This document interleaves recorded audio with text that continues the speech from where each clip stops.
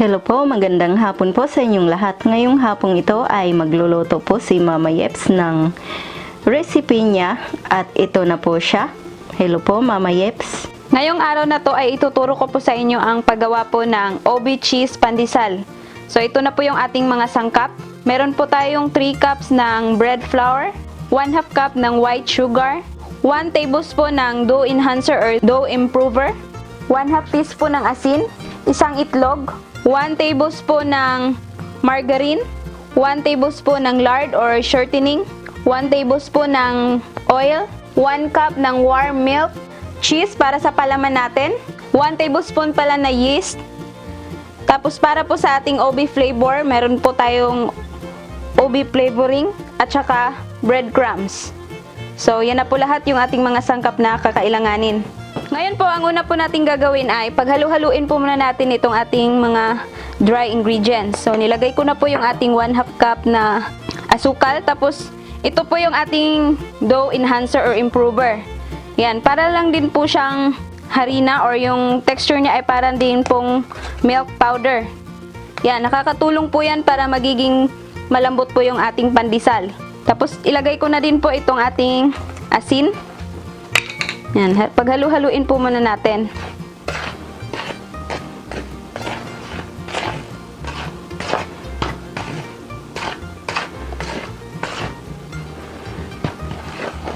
Ngayon, sunod ko pong ilagay itong ating margarine. Isunod po natin itong ating shortening or lard.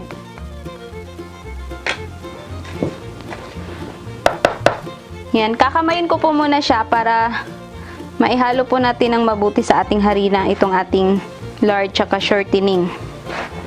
Para hindi na po tayo mahihirapang maghalo mamaya pag nailagay na po natin yung ating mga liquid ingredients.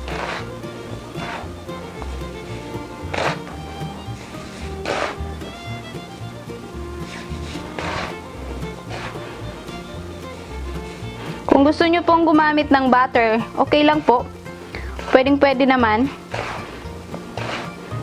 Pang substitute po natin sa ating shortening. Yan, walang problema po yan pagka butter po yung gagamitin nyo.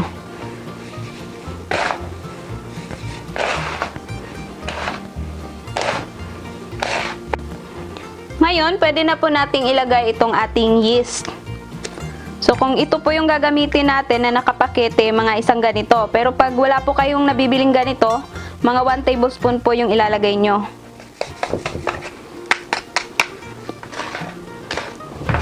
Yan, haluin lang po natin.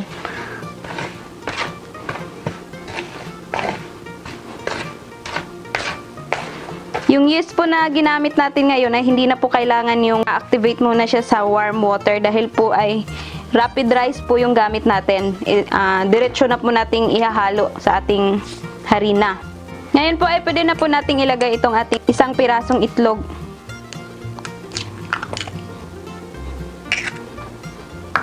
At saka itong ating oil na 1 tablespoon. Yan, haluin lang po muna natin.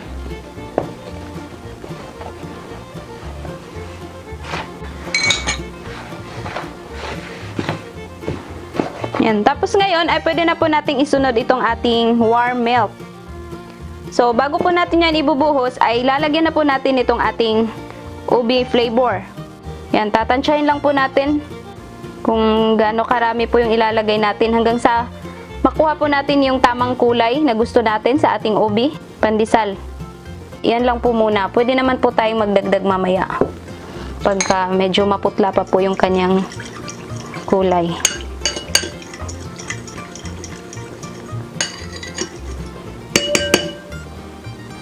So, ngayon ay pwede na po nating ibuhos dito sa ating harina.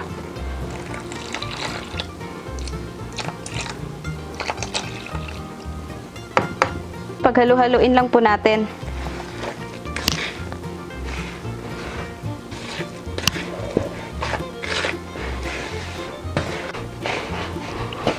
Yan, haluin lang po natin ang haluin hanggang sa mapagsama po natin lahat yung ating sangkap.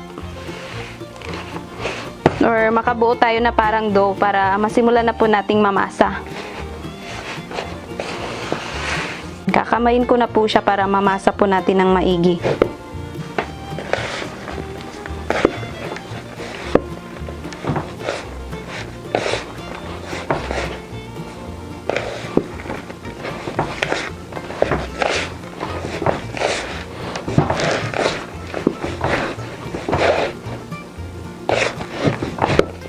Masahin lang po natin to hanggang sa mag-smooth po yung kanyang texture at saka para maging elastic po siya na hindi na po didikit sa kamay natin.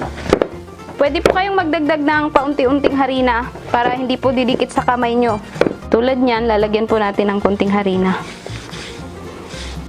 Mamasahin lang po natin to ng mga 6 to 10 minutes.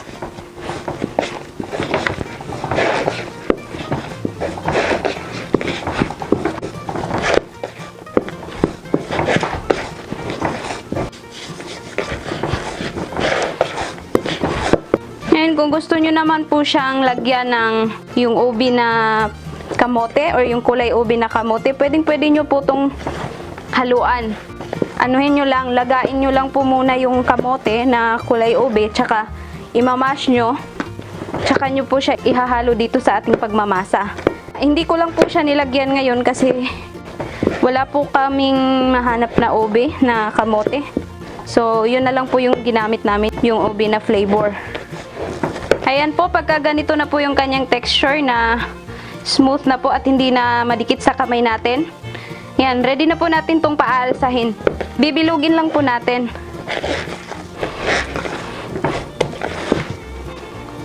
Papaalsahin po natin to ng mga 1 oras or hanggang sa magdubli po yung kanyang laki. Yan, lalagyan ko lang po ng konting oil para hindi po siya didikit. At madali po nating matanggal mamaya dito sa ating pinagpapaalsahan.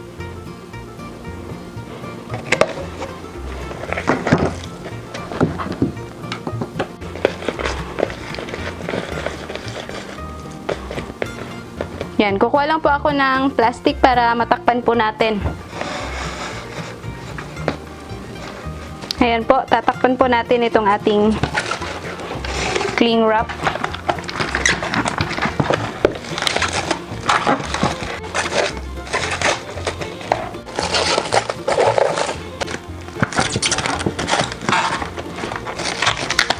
Yan, babalikan po natin ito mamaya pagka umalsa na po yung ating dough. Ngayon po ay babalikan na po natin yung ating dough na pinaalsa natin ng 1 oras.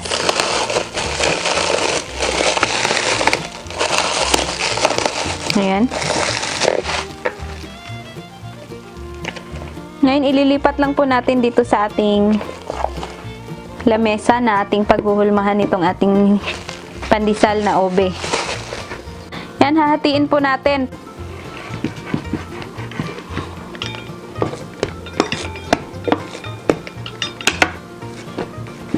Yan, puputol-putulin ko po muna siya, pagkatapos ay tsaka na po natin ilalagay yung ating cheese na magiging palaman natin.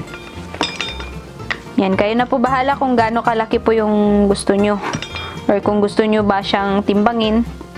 Yan, kayo na po yung mag-a-adjust. Kung gusto nyo po na medyo mapaparami siya, yan, dudublihin nyo lang po yung mga sukat na binigay ko sa inyo kanina, yung mga sangkap natin nito.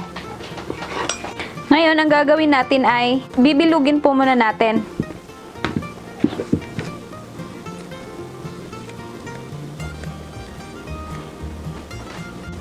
Yan. Ipa-flatten lang po natin.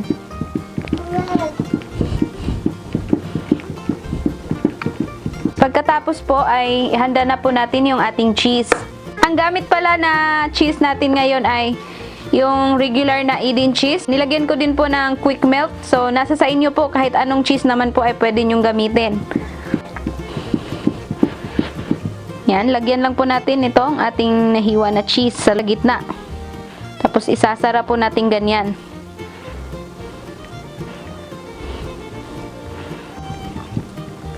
Pagkatapos ay gaganyan natin, iro-roll po natin sa ating palad para mabilog po natin siya. Yan. Ilagay ko po muna dito sa tabi. Dahil mamaya, pag natapos natin to ay iro-roll po natin sa ating breadcrumbs. Para masigurado nyo pong pantay-pantay po yung kanyang size, or kung gusto nyo man po siyang ibenta, dapat po ay titimbangin nyo para pantay-pantay po talaga yung kanyang timbang or yung laki. Hindi po kayo malulugi.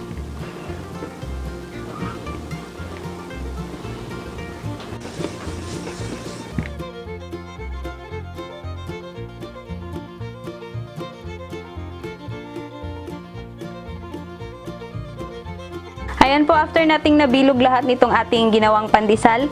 So, time na po para isausaw natin dito sa ating breadcrumbs.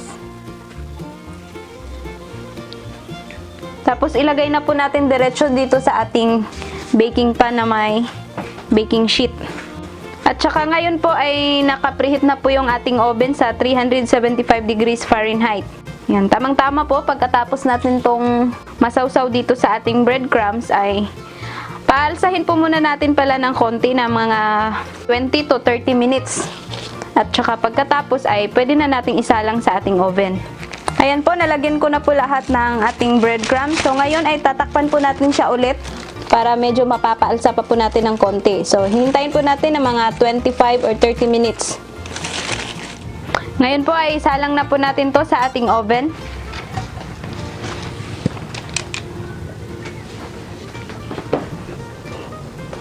Yan, lulutuin lang po natin to na mga 10 to 15 minutes. Ngayon po ay hahanguin na po natin itong ating OB pandesal na may cheese. Ayan, luto na po. Medyo umapaw po yung cheese natin dahil po yan sa ating nilagay na quick melt. Dapat po talaga kasi yung pagkasara natin ay talagang hindi po siya bubuka para hindi lalabas yung cheese. So ngayon ipapakita ko po sa inyo yung kanyang loob. Yan, ganyan po yung kanyang loob. Napakalambot. Yan, napakalambot po ng ating tinapay or yung ating pandesal. Ito na po ang ating pandesal na ubi flavor na ginawa po ni Mama Yeps. Sana po ay subukan nyo ang recipe ito. Sana mag-like, mag-subscribe at mag-share po kayo. Maraming salamat po sa inyong panunood. Ito po ang inyong Ate Mayang na nagsasabing mabuhay!